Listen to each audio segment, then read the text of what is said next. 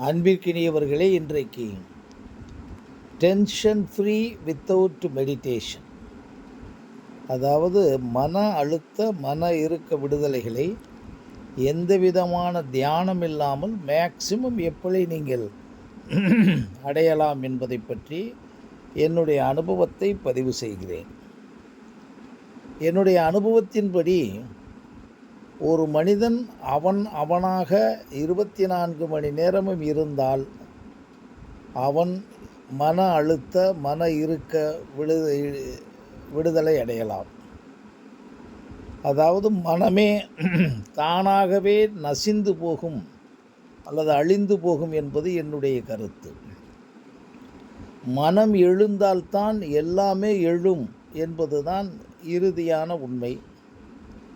அந்த மனம் எழாமல் இருப்பதற்கு எங்களுடைய சுயவியல் கோட்பாட்டின்படி நீயாக 24 மணி நேரமும் இருக்க முயற்சி செய்தால் மேக்சிமம் உலகத்தில் எந்த விதமான பயிற்சியோ எந்த விதமான தியான முறைகளோ யோகா முறைகளோ மூச்சு பயிற்சிகளோ எதுவுமே இல்லாமல் மேக்சிமம் நீங்கள் டென்ஷனிலிருந்து விடுதலை அடையலாம். அந்த நீங்களாக இருத்தலுடைய முதல் சூத்திரம், ஒவ்வொரு மனிதனும் தனித்தனியானவன். எதில்? மரபணு ரீதியாக தனித்தனியானவன், இயற்கையில் தனித்தனியானவன், மெய்யியல் ரீதியாக ஆன்மீக ரீதியாக தனித்தனியானவன். இதை முதலில் சரியாக புரிந்து கொள்ள வேண்டும். இதற்கு உலகத்தில் யாருமே உங்களுக்கு இலக்கணம் கொடுக்க முடியாது.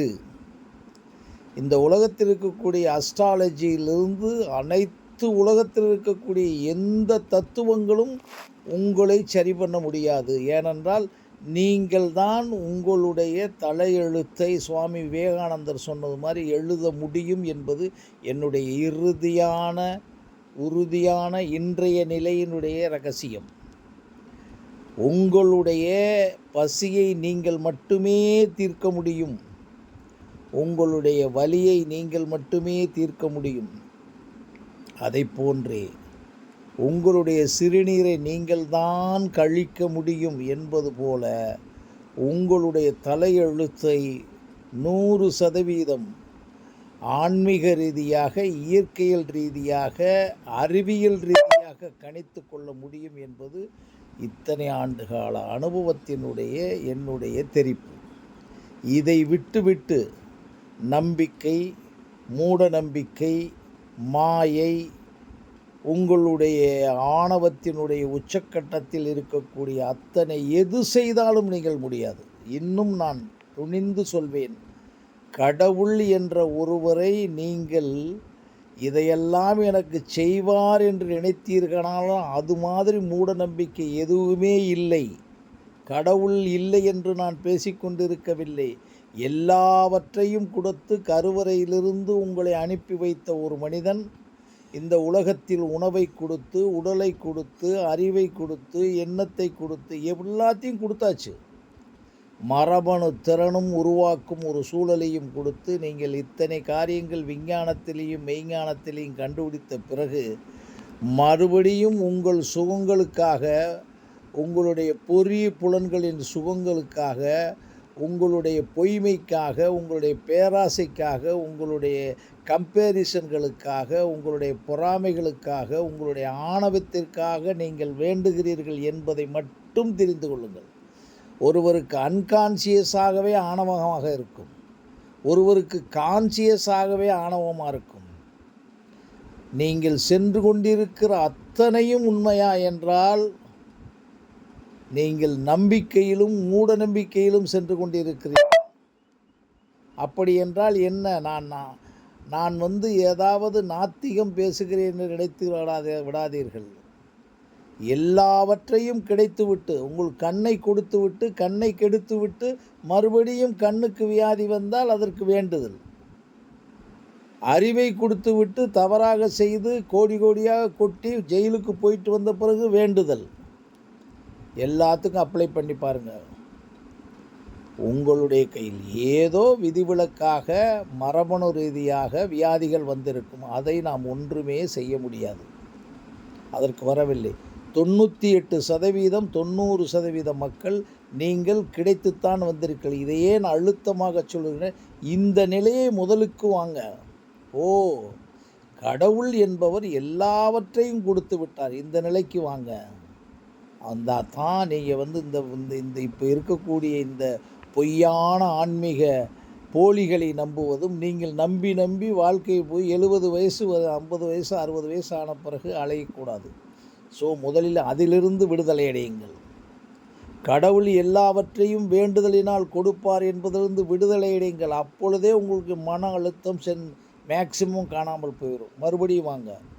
நீங்கள் நீங்களாக இருந்தால், அதாவது ஒவ்வொரு மனிதனும் தனித்தனியானவன் என்று கூறினேன். அந்த தனித்தனியானவன் ஒவ்வொரு நிமிடத்திலேயும் தனித்தனியாக இயங்கிக் கொண்டு இருக்கிறீர்கள். அதை முதலிலே புரிந்து கொள்ள வேண்டும்.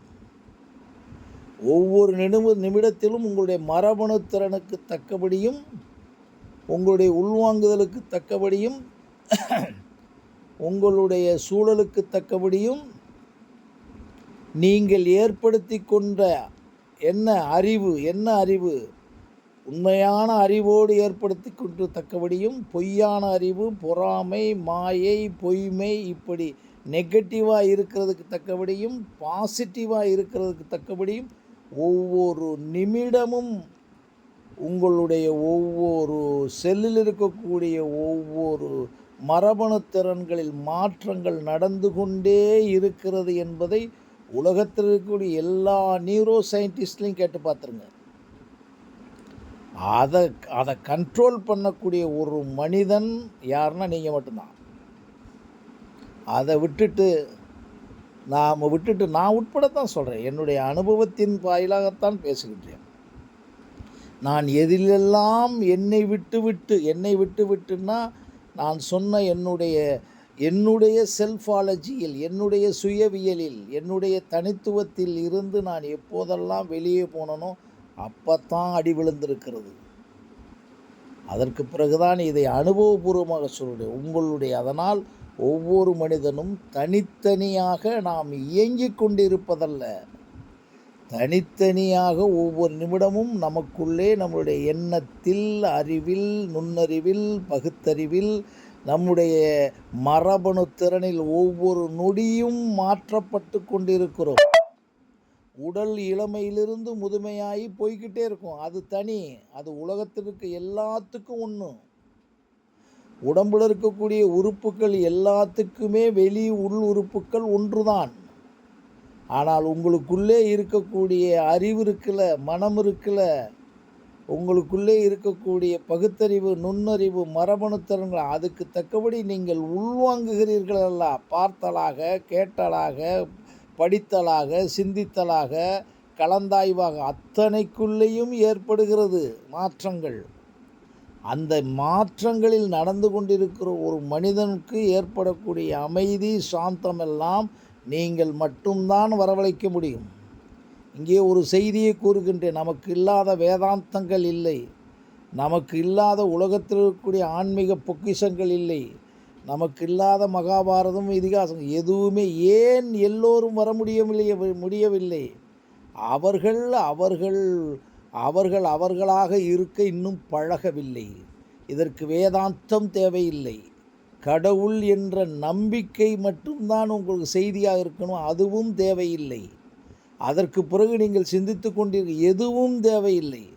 இந்த உலகத்திற்கு அஸ்ட்ராலஜி தேவையில்லை, எந்த லாஜியும் உங்களுக்கு தேவையில்லை. நான் டெக்ளேர் பண்ணுறேன்னா என் வாழ்க்கையில் நடந்த விஷயத்தை ஃபாலோ பண்ணுறீங்களா?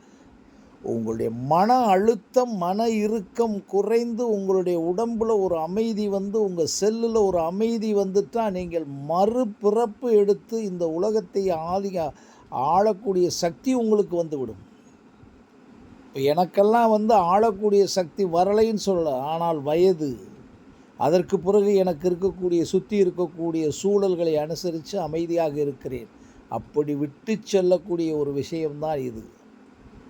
அப்போ நீங்கள் தயவுசெய்து நீங்களாக இருந்தாலே 100க்கு 100 கொஞ்சம் கொஞ்சமாக மன அழுத்தம் குறைஞ்சு மனம் அழிந்து போயிருக்கு. நீங்கள் வந்து யோகா பண்ணுவது, அப்புறம் அஷ்டாங்க யோகம் பண்ணுவது, அப்புறம் சித்த யோகம் பண்ணுவது எந்த யோகமும் நீங்கள் பண்ண வேணாம். கிரியா யோகம் பண்ணுவது எதுவுமே தேவையில்லை. 100க்கு 100 அடித்து சொல்லுகிறேன். நீங்கள் நீங்களாக இருங்கள். எப்படி? நீங்கள் நீங்களாக நேர்மையாக இருங்கள். வெரி இம்பார்ட்டன்ட், ரொம்ப முக்கியம். இந்த உடம்பானது எல்லாவற்றையும் உள்வெளி உறுப்புக்களெல்லாம் கொடுத்துருச்சு. அதே மாதிரி உங்களுடைய நேர்மையாக இருக்கிறதுக்கு உங்களுடைய செல்லு, உங்களுடைய உடம்பில் இருக்கக்கூடிய மூளையில் இருக்கக்கூடிய 10,000 கோடி செல்களிலும் உடம்பில் இருக்கக்கூடிய பல லட்சம் கோடி செல்களிலும் அன்பும் உண்மையும் என்ற உணர்வு அதிர்வலைகள் பதிந்த உடம்பு இது. அதை புரிஞ்சுக்கங்க. யாரும் நீங்கள் படித்து அன்பை படிக்க போகிறது கிடையாது. யாரும் உண்மையை நீங்கள் தெரிஞ்சுக்கிறதுக்கு அலைய போகிற அத்தனையும் இருக்குது. அன்பினுடைய அதிர்வலைகள் உலகத்தில் அன்பாக இருக்கிறதுக்கு சொல்லி கொடுக்க வேண்டிய அவசியம் இல்லை. இங்கே தான் வள்ளுவன் சொன்ன பிறப்புக்கும் எல்லா உயிர்க்கும் என்ற கான்செப்ட் வருகிறது என்பதை புரிந்து கொள்ளுங்கள்.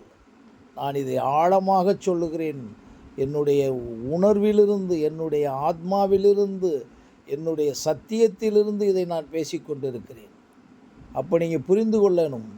என்ன புரிந்து கொள்ளணும்? நீங்கள் நீங்களாக இருப்பதில் முக்கியமான விஷயம் உங்களுடைய ஒவ்வொரு மனம், உடல், அறிவு, மனச்சாட்சி, மரபணு திறன், அதற்கு காலம், இடம், பொருள் என்ற ஒன்றை வைத்து கொண்டு எந்த செயலை முயற்சி செய்கிறோம் அதில் நேர்மறை நேர்மறை நேர்மறை. அந்த நேர்மறைக்கு பாடங்களே படிக்க வேண்டாம். அதுவும் நம்முடைய உடம்பிலுடைய ஒவ்வொரு செல்லிலும் பதிந்திருக்கிறது. அதாவது உண்மையாக சத்தியமாக குழந்தையாக இருக்கும்போது மட்டும்தான் கொஞ்சம் அவர்களுக்கு தெரியாது. 10-15 வயதை தாண்டியவர்களுக்கு எல்லோருக்கும் உண்மையும் அன்பும் இருந்துவிடும். உண்மையை கூட கண்டுபிடிப்பதற்குத்தான் 15 வயது 20 வயது குழந்தைகளுக்காகும். ஆனால் 20 வயதுக்கு பிறகு, உதாரணமாக சொல்லுகின்றேன், குறைந்து கூட வயது வச்சுங்க, 20 வயதுக்கு பிறகு உண்மை என்பது எல்லோருக்கும் தெரியும். ஆமாம், தெரியாமல் செய்துவிட்டேன் என்பது ஏதாவது ஒரு செய்தியாக இருக்கும். ஆனால் பொய்யாக செய்கிறேன் என்பது எல்லோருக்கும் தெரியும்.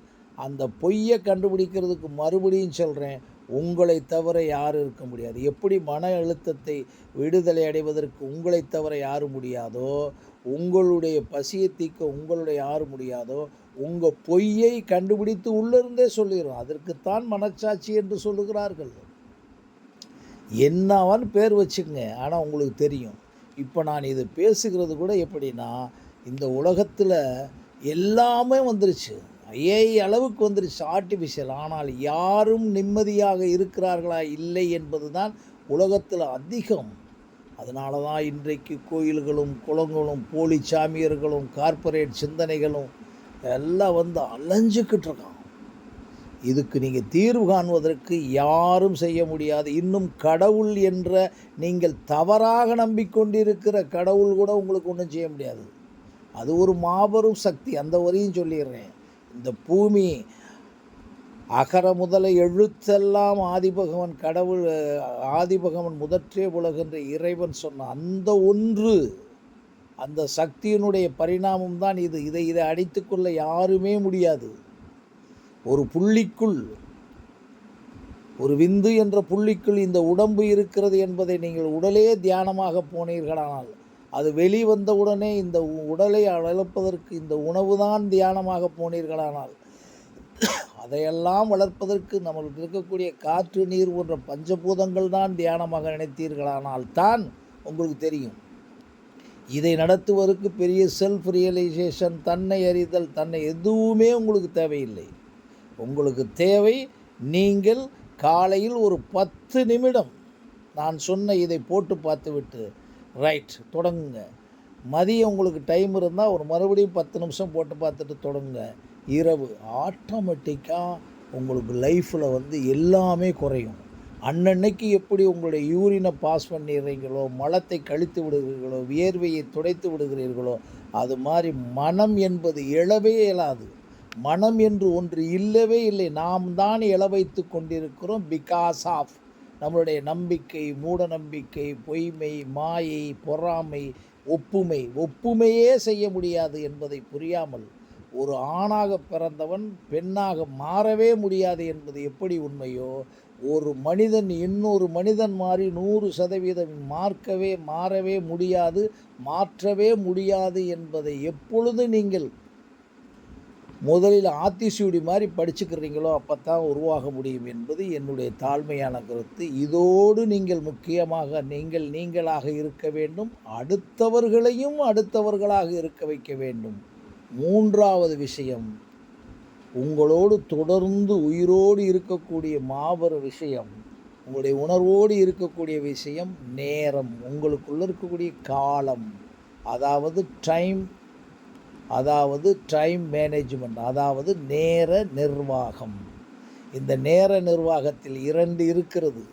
உங்களுக்கு 24 மணி நேரம் இருக்கும், ஆனால் உங்களோடு இருப்பவர்களுக்கும் உங்களோடு வாழ்பவர்களுக்கும் 24 மணி நேரம் இருக்கும். அந்த 24 மணி நேரத்தை நீங்கள் உங்களுடைய வேகத்திற்கு மட்டும் பயன்படுத்தி விடாமல், அந்த டைம் மேனேஜ்மெண்ட் ஆஃப் அதர்ஸ், அடுத்தவர்களுடைய நேரத்தையும் சூழலையும் சிந்திக்கவும் பேசவும் ஆரம்பித்தீர்களானால், அந்த நேர நிர்வாகம் time management of self, time management of others புரிந்தால்தான் நீங்கள் மன அழுத்தத்தை 100% விரட்டிவிட வருவீர்கள். இது பற்றி இந்த நேர நிர்வாகத்தில், அதாவது தன்னுடைய நேர நிர்வாகம், அடுத்தவர்களுடைய நேர நிர்வாகம், அதாவது உங்களுடைய நேர நிர்வாகத்தில் எப்படி நேர்மையாக இருப்பது, அதே மாதிரி அடுத்தவர்கள் நேர நிர்வாகத்தில் எப்படியாக இருப்பதை உணர்வதற்கு மறுபடியும் தெளிவாக பேசுகின்றேன். இப்பொழுது எனக்கு தெரிந்த விஷயத்தை இன்று பதிவு செய்திருக்கிறேன். நன்றி, வணக்கம்.